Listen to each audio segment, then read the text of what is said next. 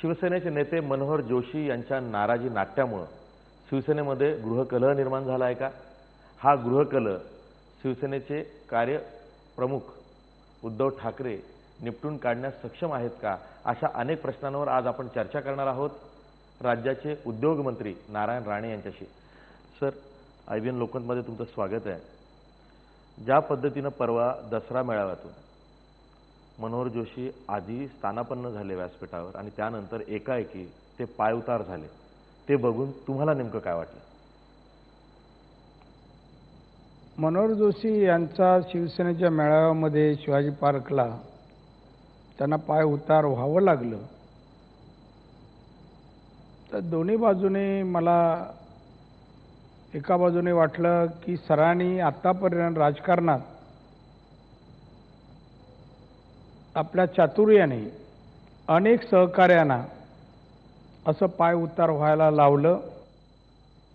कटकारस्थान करून अनेक लोकांना शिवसेनाही सोडायला लावली आणि म्हणून नियतीने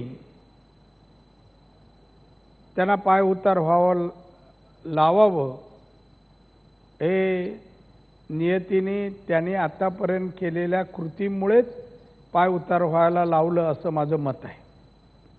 नियतीने उगवलेला हा सूड आहे त्यांच्यावर. दुसऱ्या बाजूला शिवसेना पक्ष म्हणून कार्याध्यक्षांच्या उपस्थितीमध्ये त्यांना पाय उतार व्हावं लागतं.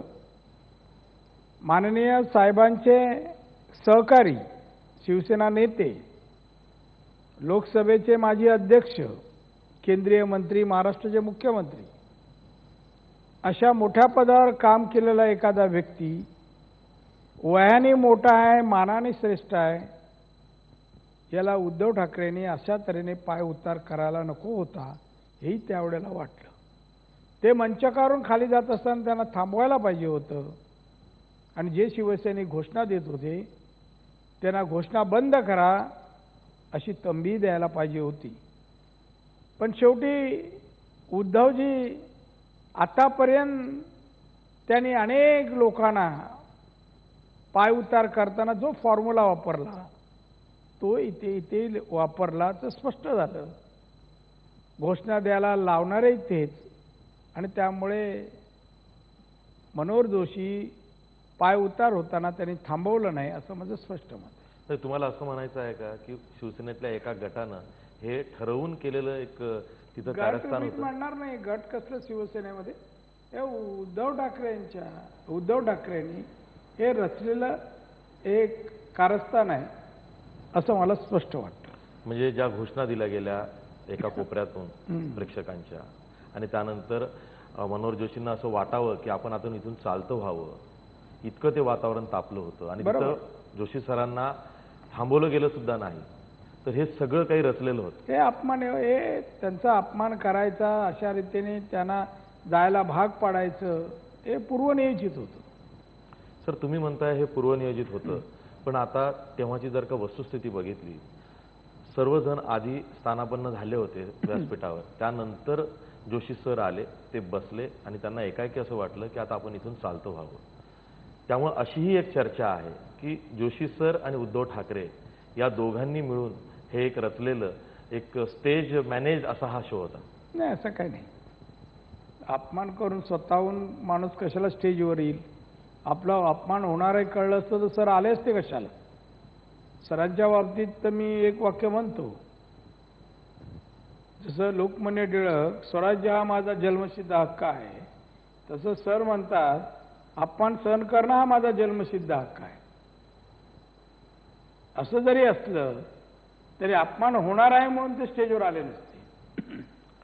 पण त्या आधीची जर का पार्श्वभूमी बघितली तर जोशी सर उद्धव ठाकरेंकडं आधी दक्षिण मध्य मुंबईतून मला तिकीट द्या लोकसभेचं म्हणून त्यांच्याशी त्यांनी मागणी केली. ते होत नाही म्हटल्यावर त्यांनी कल्याण, ठाण्याची सुद्धा मागणी केली. तेही होत नाही म्हटल्यावर त्यांनी राज्यसभेची मागणी केली आणि इतकं काही वातावरण तापवलं की आता उद्धव ठाकरेंना सुद्धा वाटायला लागलं की जोशी सर खरंच आपल्याला जड होत आहे. नाही, जड होण्याचा प्रश्न नाहीये. मुळात हा शिवसेनेचा अंतर्गत प्रश्न आहे किंवा उद्धव ठाकरे यांचा प्रश्न आहे कोणाला खासदारकी द्यावी, कोणाला राज्यसभेवर पाठवा, कोणाला काय करावं, तर त्याच्याबद्दल मला मत व्यक्त करावं असं वाटत नाही.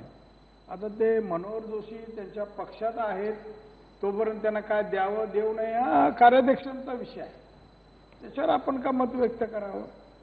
पण त्यांना आतापर्यंत पदही भरपूर मिळाली, त्यामुळे आता मागितलेलं दिलंच पाहिजे असं पण नाहीये.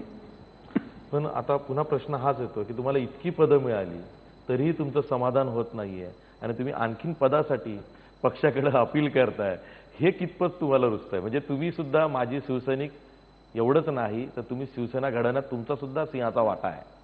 मनोहर जोशी नंतर तुम्ही राज्याचे मुख्यमंत्री झाला होतात. नाही, तो समाधानाचा प्रश्न आहे आणि महत्वाकांक्षेचा प्रश्न आहे. आता तो प्रत्येक माणसाला प्रत्येकाचं वेगवेगळं मत असू शकतं. त्यांना एवढी पदं मिळाली तरी त्यांची इच्छा आजही पदं मिळवण्याची होती आणि तसं असणं मी काही चुकीचं म्हणणार नाही, पण कुठेतरी माणसाने थांबलं पाहिजे, हेही खरं आहे. सर, व्यासपीठावरनं जोशी सर ज्या पद्धतीने गेले त्यावरनं असंही सांगितलं जात आहे की उद्धव ठाकरेंना एक मेसेज शिवसैनिकांमध्ये, त्याचबरोबर जे इतर काही नेते जे वारंवार कुठल्या ना कुठल्या माध्यमातून उद्धव ठाकरेंना वाकुल्या दाखवतात, त्यांना एक इशारा द्यायचा होता, म्हणून त्यांनी जोशी सरांची निवड केली. असं काय नाही, इशारा उद्धव ठाकरे काय देत नाहीत, पण असं करण्याने शिवसेनेचे नेते कमी होतील आणि नवीन नेते कोण शिवसेनेकडे येणार नाही आणि त्यामुळे शिवसेनेची ताकद अशा कृतीने दिवसेंदिवस कमी होत जाईल. साहेबांनी माणसं जमवली, टिकवली आणि त्यांचा योग्य वापर केला, विश्वासाने केला आणि प्रेमानेही केला. हे स्किल किंवा कौशल्य उद्धव ठाकरे राबवत असलेलं दिसत नाही किंवा तसा वापर करत असलेला दिसत नाही. साहेबांनी एवढी वर्ष सत्तेबाहेर आणि सत्तेत राहूनही कुठल्या माणसाला पक्षातून बाहेर काढलं नाही, प्रवृत्त केलं नाही. सर, उद्धव ठाकरेंची शिवसेनेवरची पकड ही अजूनही घट्ट होताना दिसत नाहीये. इथून घट्ट पुढे नाही, तुम्हाला होऊच शकत नाही त्यांच्या कार्यपद्धतीमुळे, आणि मला तसं वाटतं मी त्यांच्या पक्षात आता नाहीये, त्यामुळे त्यांच्या कार्यपद्धतीवर आपण का बोलावं. निवडणूक येईल तेव्हा आपण पाहू त्याच्या विषयावर बोलायला, पण त्यांच्या कार्यपद्धतीमुळेच हा पक्ष दिवसेंदिवस अधोगतीकडे जात आहे असं म्हटलं तर चुकीचं होणार नाही. व्हिडिओ जर्नलिस्ट प्रवीण शेट्टीसह आशिष जाधव, IBN लोकमत, मुंबई.